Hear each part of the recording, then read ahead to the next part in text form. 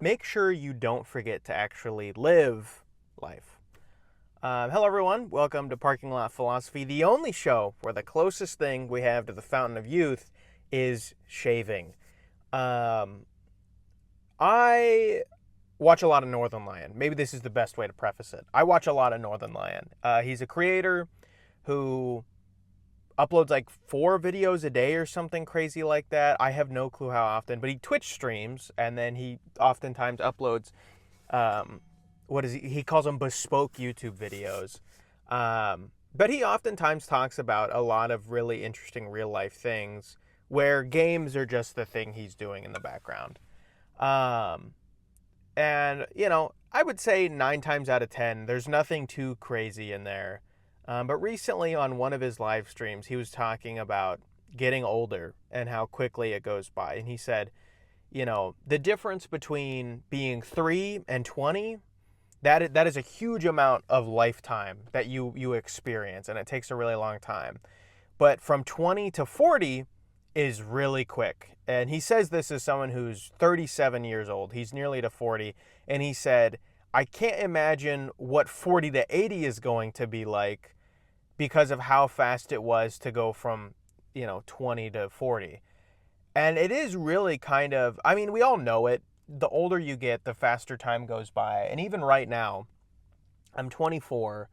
I know for a fact in college, I was like, man, the years are going by faster. However, it still felt like I was like, okay, yeah, a year is a sizable amount of time.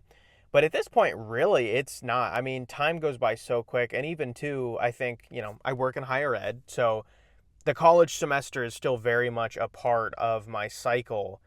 And yet, at the same time, a semester, I mean, it just goes by in a blink of an eye.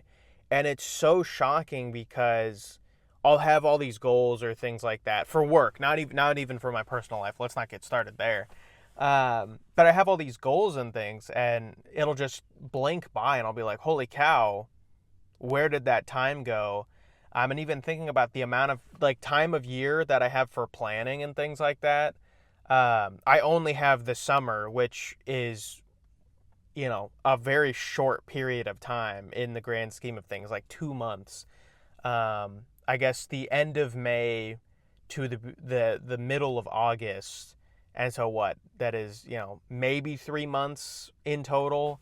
That I have for planning the rest of the 9 months, which really goes by quickly when it's not like I just have it for planning. I have to do all of the normal things. It's just there aren't students on campus.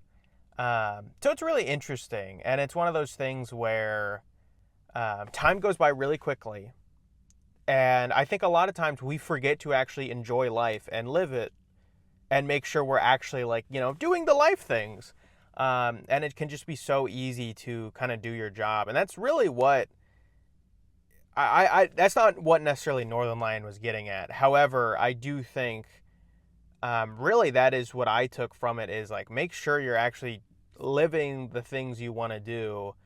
And I don't think that means you have to spend a bunch of money all the time and go on trips and get into debt and do all these things. But I was just thinking about the fact that I haven't actually went somewhere for a vacation since like sophomore year of college. My wife and I, we drove to the Grand Canyon, and that was like the last trip we kind of did. And we've been talking about a trip for, at this point now, 4 years. Not going to do anything this summer. I know that for a fact. So it's going to be 5 years. And so we've really, I mean, we've wanted to go on a trip for a while. We've wanted to either go abroad to places like Japan because she speaks Japanese, or like Norway or places like that because, we've talked about maybe that being a potential place we move to. But that being said, we talk about it. We're like, that would be great. And then usually there's something that either A comes up and we're like, okay, we're not necessarily going to do that. Or B, what more often happens is we say like, yeah, we could do this. And we start to look at it a little bit. And it's like a budget thing of like, oh, it doesn't really make fiscal sense. Which I think is reasonable. I don't think you should go into debt for anything. But I also think too, like, there's no reason we have to go abroad to have a good time. Um, there's all sorts of, I mean, we live in Kansas, so the fact that we're in the middle means we can drive anywhere and it's probably 4 hours away. And that's one of the things I really do wish we would kind of do those things more. And I think that's something I've been thinking a lot about lately is making sure I'm not just work. There's a podcast I listen to. It's called Per My Last Email. Very like corporate work focused. It's by Morning Brew, which I really do like Morning Brew. However, they had a couple different episodes. They had one on identity houses. I've talked about those a little bit where you make sure that you have this, a house is not just one room. That's a studio apartment. If your studio burns down, everything's gone. But a house, you can have an accident in one room, you can have flooding in one area, and it may not reach the upstairs. So that's why you've got to have multiple identities. You have your personal self, your relationship, your work, your hobbies, all these different things build into a good house. And I think with that, it's kind of the same thing in life. Like you have to make sure. I mean, it is legitimately the point of it is you make sure you're not just work. You actually live your life and have all these other things. I also think too it's a time commitment thing. You should commit time to all these different opportunities and things. But I also think it's telling too. One of the podcast hosts, I'm going to be honest, I should know their names at this point. I do not, and that feels really bad. That being said, one of the podcast hosts, she mentioned that she cannot think of the last time in 10 years that she's taken either more than 2 weeks or 2 weeks off, which both of those are kind of shocking. I know part of it too is, you think corporate, a lot of times you don't get more than 2 weeks. So you would have to take your 2 weeks off at a point where it's a holiday. And a lot of times too, I mean, that's like a stressful and busy time. So you wouldn't want to do a holiday, which I'm kind of lucky. I get kind of built in like 2 weeks.